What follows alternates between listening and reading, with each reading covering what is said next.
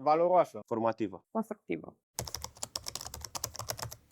Șansa de a învăța prin practică. Am avut ocazia să lucrez pe proiecte reale, iar munca mea, oricât de mică a fost, a contat. Cel mai mult mi-a plăcut să fac parte dintr-o echipă în care fiecare contribuție conta, oricât de mică. Oportunitatea de a lucra cu modelele 3D folosind programul Navisworks și de a lucra într-un mediu profesional care se folosește de sistemul BIM. Mi-a plăcut foarte mult implicarea directă în activitățile de pe șantier și observarea proiectului în timp real.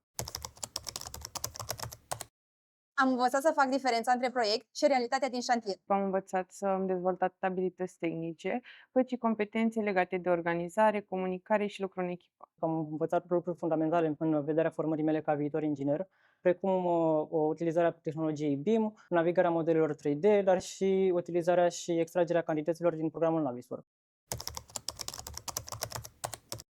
Am lucrat într-un mediu pozitiv, cu un mentor atent și colegi implicați. Mentorul meu a fost atent, răbdător, iar echipa a fost dornică și deschisă să ajute.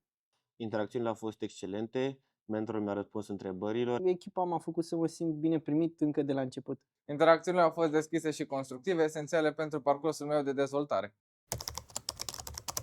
Deși mediul este provocator, am realizat că te poți integra și evolua.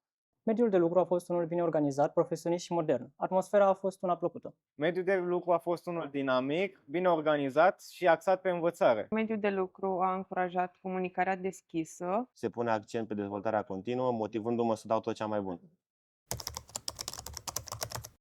M-a ajutat să-mi confirm că sunt pe drumul potrivit și că domeniul ales mi se potrivește. M-a ajutat să înțeleg mult mai bine cum se aplică în practică teoria pe care am învățat-o în timpul facultății. Mi-a oferit o perspectivă mult mai clară asupra domeniului. Mi-a oferit o bază tehnică solidă și abilități esențiale pentru carieră.